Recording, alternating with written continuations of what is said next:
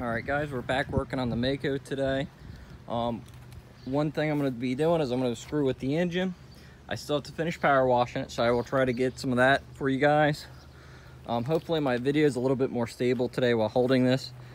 I am using my mount that I bought, my DJ2 or something.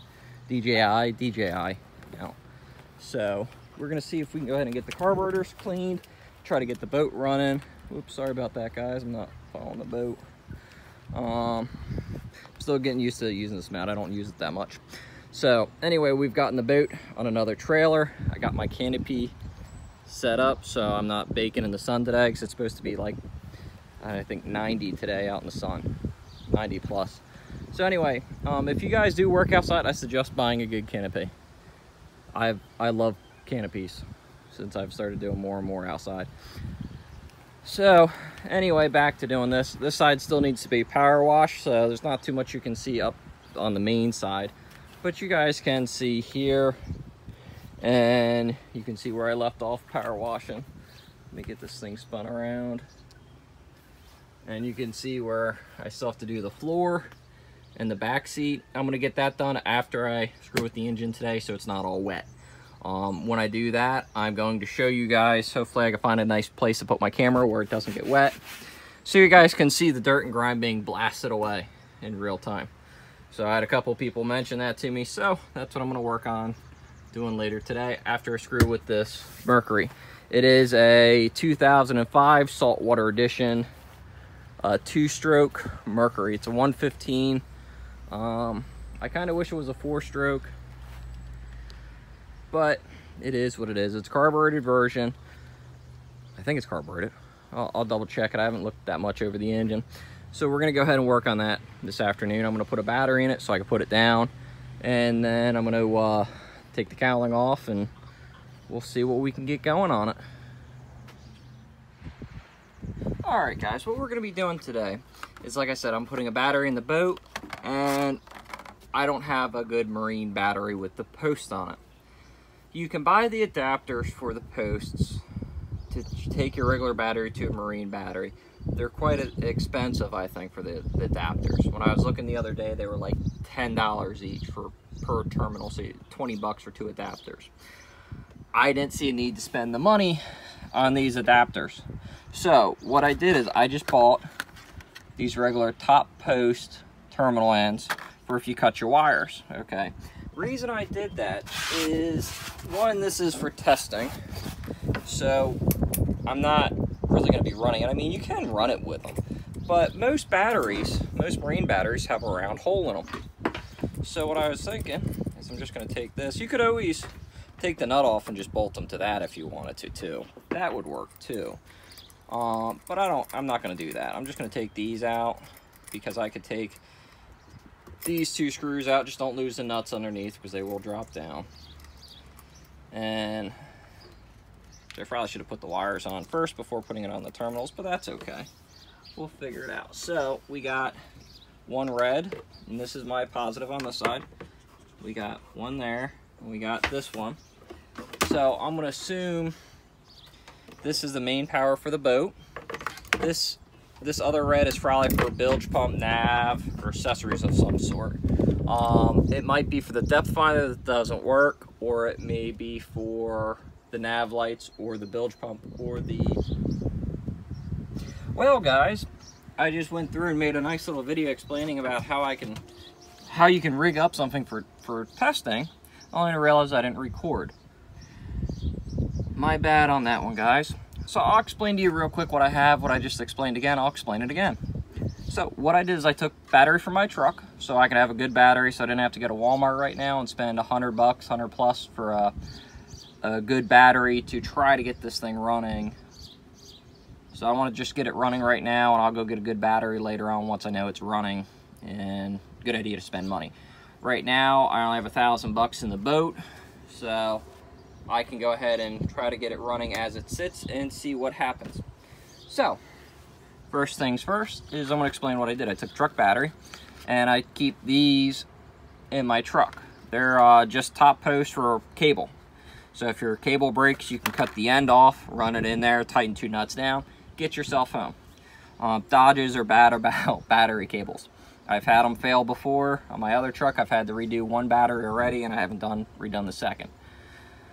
So what I did is I kept some of these in there just for safety's sake, but they work good for rigging up stuff like this, like when I use my winch or something.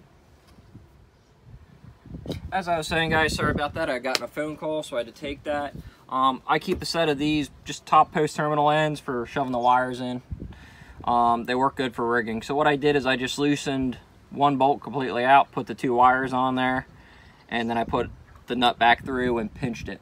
I figured that would work good for now for testing, and I can see if it works, see if the boat runs.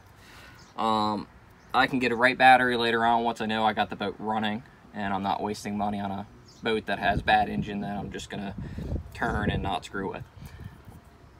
Right now, to keep it feasible, I'm just doing minimum expenses into it to see if I can get it running. Because right now engines are at a premium, and I don't know if I'd be able to even afford to go buy a used engine, because people are getting as much for used engines for new engines just because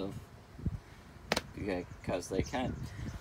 Anyway, so yeah, so we got that going there. Now I got power. I'm gonna go get the key so I can see what happens. I'm gonna put the engine down and we'll go from there. Okay guys, now we're gonna go ahead and put the power on the battery. We'll see if it's 1. I don't know if it's 1. Okay, it is 1. So we're gonna go ahead and put the engine down.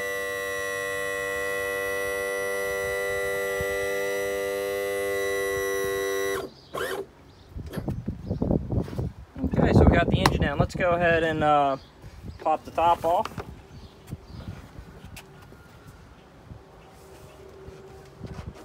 Go ahead and see if I get it straight.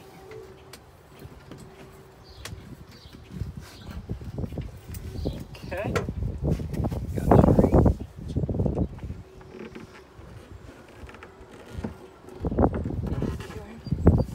Good.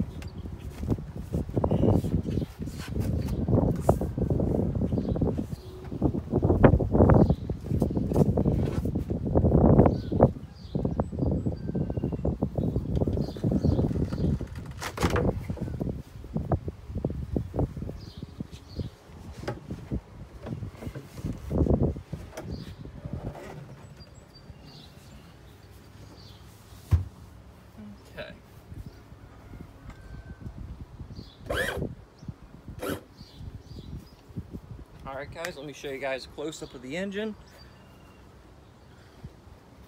So this is the first time for all those that are watching this channel seeing the engine under the cover.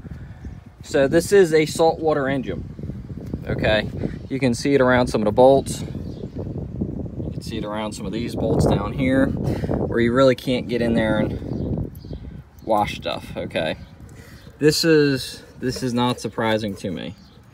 Okay, this is a saltwater engine. I'm surprised it doesn't look worse than this, being that it's a 2005. Okay, you can actually see the D right next to my finger. I don't know if anything, I don't know, it don't matter. But you can see the family, all that stuff. So it is a 2005 engine. And let's look at the carburetors and all that. Everything's really clean under here. Okay. So the guy did seem to take care of the engine for the most part. One thing that surprised me was when I took it off, the spark plugs are all actually pretty well clean. I mean, there's still the decals on it. To me, this is a very uncommon thing for a saltwater engine, especially around here, because nobody takes care of their engines down here. Okay, even the Bendix is not rusty. So this engine was taken care of pretty well. You can see where I took these loose so then I could, you know, get to the flywheel. We're gonna go ahead and tighten them up on the top there. See, oil's about right there, so it's about mid-level with oil. So it's not like the oil was ran out, which is good. So sorry for all the movement, guys. I'm trying to get used to using this camera here. All right, I'm gonna take a few minutes. I'm gonna turn the camera off and we go ahead and tighten these 3 back up. All right, so now I gotten them 3 tightened back up. Oh, I got 4. There's one more I missed. The next thing I think I'm gonna do before starting it is, I know the engine's been sitting a while.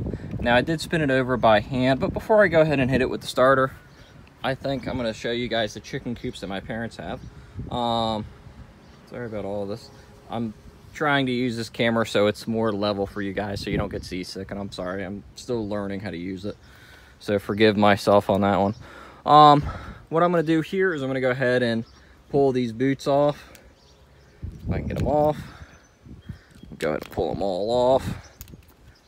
Just like so. Go all the way down.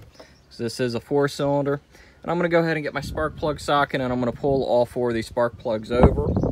And I'm going to go find some fogging fluid. And I'm going to pull the spark plugs out, and I'm going to fog the cylinders. Okay, then I'm going to hit it with the starter and just spin it over with the cylinders fogged. So we'll see that momentarily. And let me go find my socket and we'll go from there. Okay, guys, I got the spark plugs all out. You can actually see a little bit of oil, it looks like, in them. So this engine might have been, that one's got some rust in it. So this engine might have been winterized. We're gonna go over here and we're gonna look at the plugs. Let's see if I can get my camera to focus.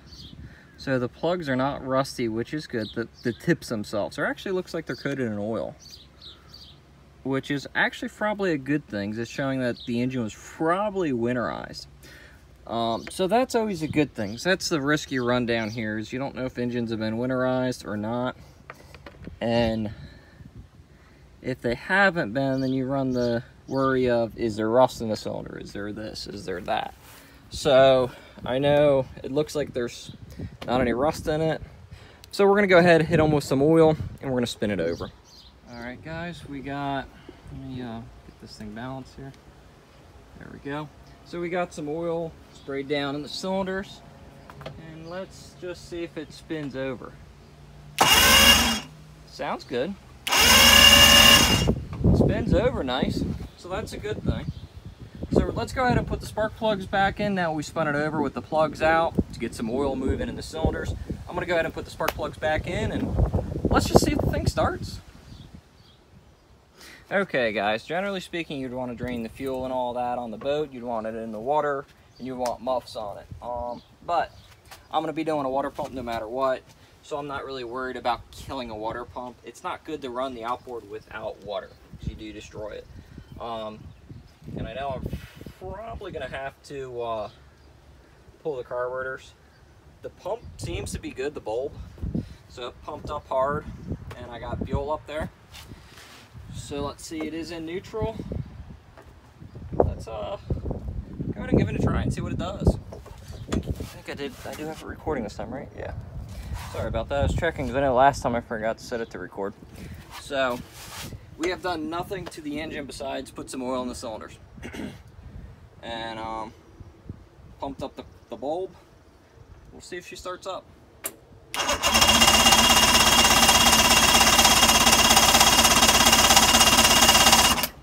We don't want to heat up the starter too much.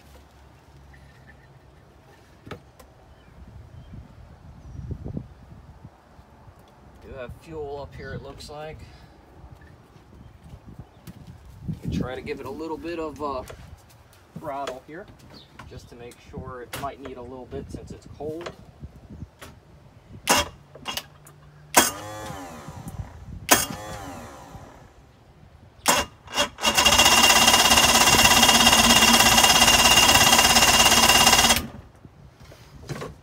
Okay, so it doesn't seem to like the fuel that's in there, I'm guessing. So we're probably going to have to pull the carburetors and clean them, or at least flush them.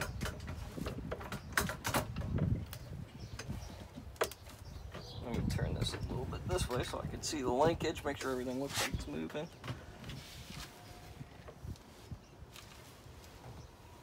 Okay, so I do see everything moving, so that's a good thing. So let's just bring it back. Let's try it one more time and we'll see. Let's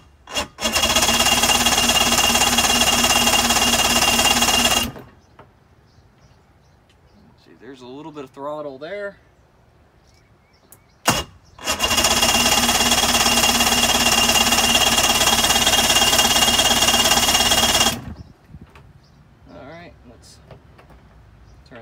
a minute. What I'm going to do is I'm actually going to just pull the plugs, and we're going to check the plugs. Maybe the plugs have gotten oil fouled since I did put oil in the cylinders. So let's just pull the plugs real quick. I'm going to spray them clean and try it one more time, just before we start tearing everything apart. Because this boat's only been sitting 2-3 years, so it might start up and run, it might not. They might have non-ethanol gas in it, I don't know.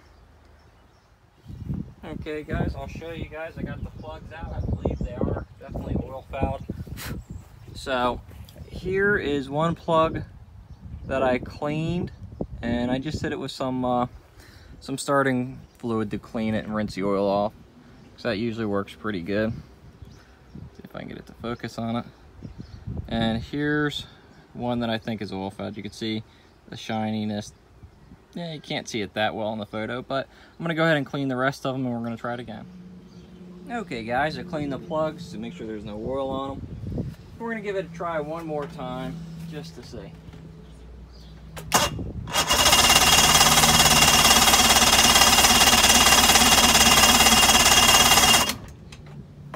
Okay, so that doesn't seem to be working. I don't see any safety lanyards, so it's not like I got a safety lanyard stopping spark. I don't see one. What I'm going to do now is I'm going to look at that and see how to get to the air cleaner. See if we just hit it with some starting fluid or something. See if we can get a pop.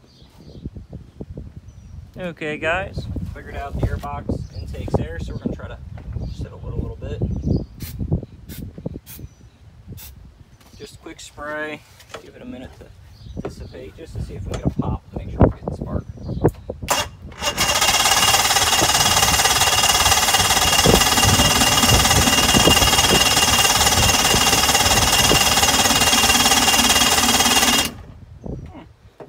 So it seems like right now we may not be getting spark, but maybe I didn't hit it with enough starting fluid. All the plugs are on, all the coils are going in, coils are plugged in. Let's check our fuse. Make sure the fuse isn't popped. Fuse looks okay. Starter's not hot yet, so we're good there.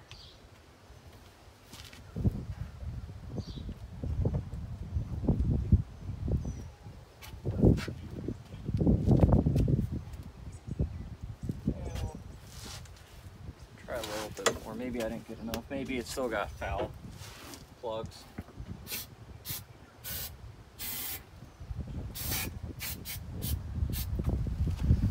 Hopefully don't go pop.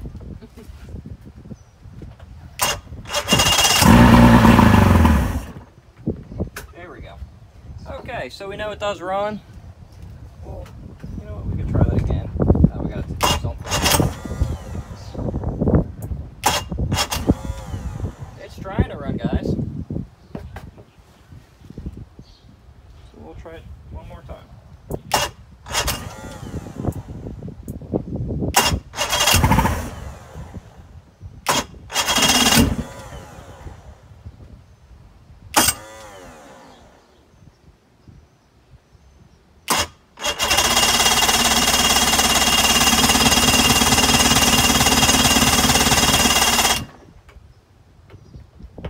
Okay guys, so now we do know we got spark. It seems to run good. Well, kinda on starting fluid. Go ahead and turn the battery master off for now. And I'm gonna go ahead and we're gonna go ahead and I guess proceed to pull these carburetors apart. They probably have bad gas in them. I probably need to drain the gas that's in here out into a container. So I don't know how much gas is even in the boat. I'll figure that out and we'll go from there. Okay guys, what I've decided to do, and I'm going to explain this to you guys so you can see, is let's go back this way. Let's pan down. Okay, is I drained a couple gallons of fuel. The first gallon I drained is actually really dark. Don't know why. Second gallon I drained is not as dark, but it's still, eh.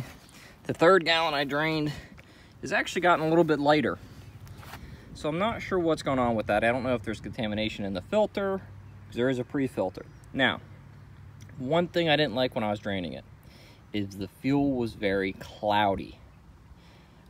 Usually cloudy fuel to me is there's water in it and it's mixed up in it. So I'm wondering if I let this sit, if I'm gonna end up seeing, yep, here we go. So I let it sit. Let me set this up so you guys can see. And this is why this engine is not running. It's not really the carbs are dirty, the water.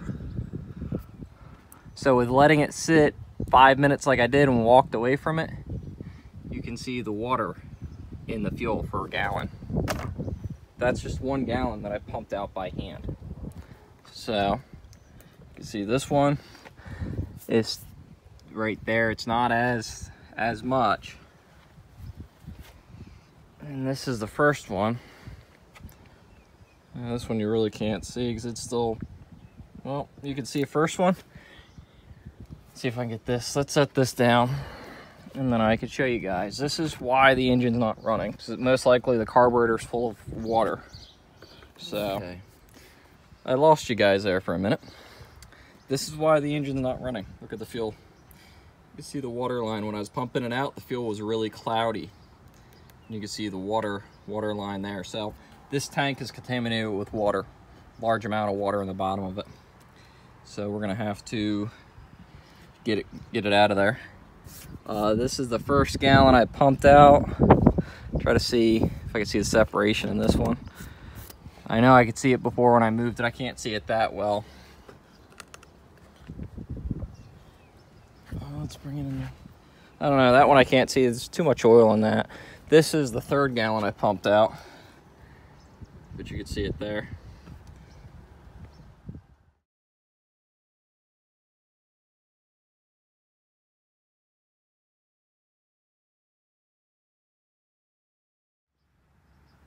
Guys, if you like my projects like this, with this car, please like, subscribe, follow, comment. I'd love to see it. Share. You know, I want to see my channel grow, and without you guys, it won't grow. So thank you for the support, and keep an eye out for future projects and more continuation of this guy. And I'll be getting back on the 79Z28 shortly. I'm trying to get some stuff squared away with this car and work and all that stuff. So this will be, once I get this going, then I'll probably be getting back on that. So